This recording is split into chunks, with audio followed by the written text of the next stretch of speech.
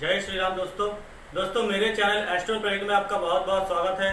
आज मैं अपने इस वीडियो में आपको बताऊंगा दोस्तों सूर्य और बुध से बनने वाले बुध आदित्य राजयोग। लेकिन इससे पहले मैं आपको याद दिला दूं दोस्तों, मेरे चैनल से जुड़ने के लिए आप कृपया सब्सक्राइब ऑप्शन पर क्लिक कर दें और बेल आइकन को प्रेस कर दें, जिससे मेरी वीडियो अपलोड होते ही, मेरी वीडियो बनते ही आप तक आराम से पहुंच जाए, आसानी से पहुंच जाए और आप मेरी वीडियो से कुछ सीख सके।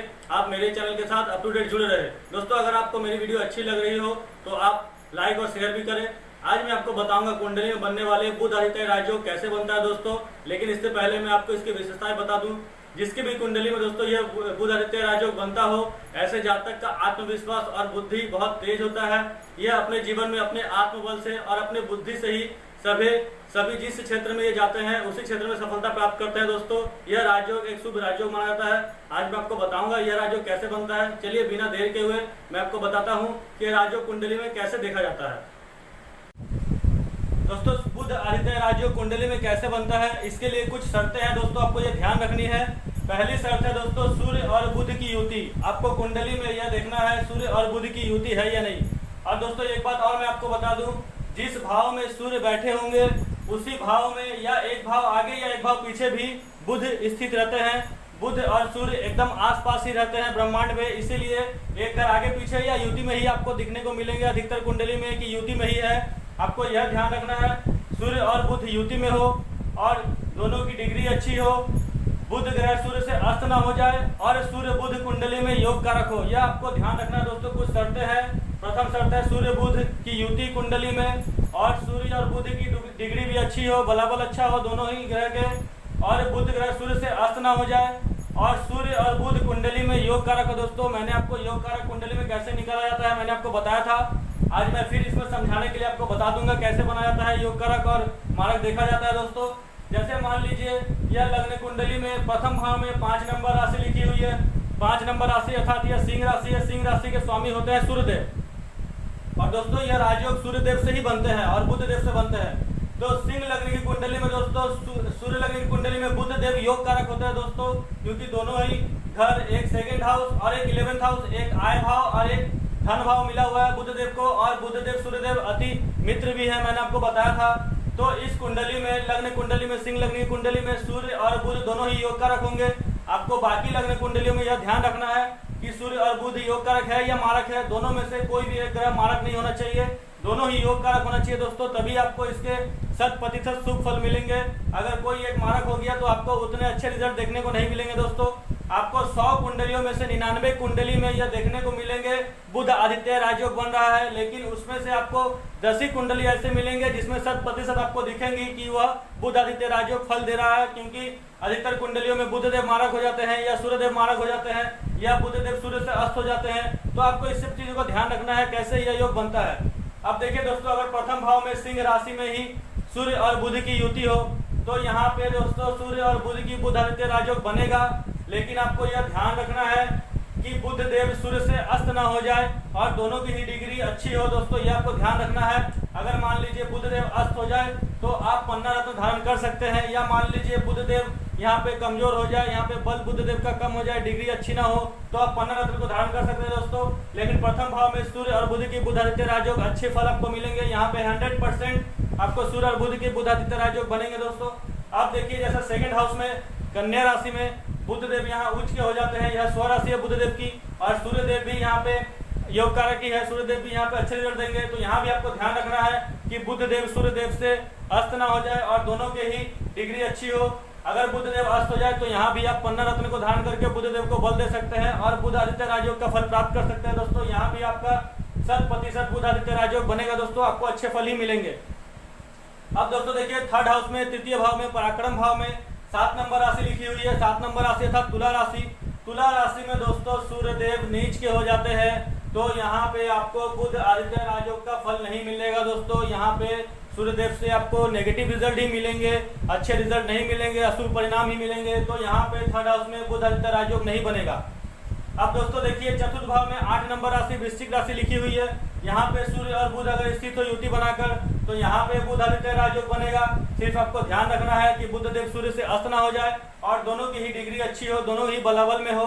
या तो आप बुध देव के रत्न को पहन के बुध देव को बल दे सकते हैं दोस्तों, ये आपको ध्यान रखना है। या सूर्य देव की डिग्री अच्छी ना हो तो आप माणिक धारण कर सकते हैं या सूर्य देव को बल दे सकते हैं। अब दोस्तों 9 नंबर राशि में, धनु राशि में देखिए 5th हाउस में 9 नंबर राशि लिखी हुई है। 9 नंबर राशि धनु राशि है। यहाँ भी सूर्यदेव और बुधदेव योग कारक है।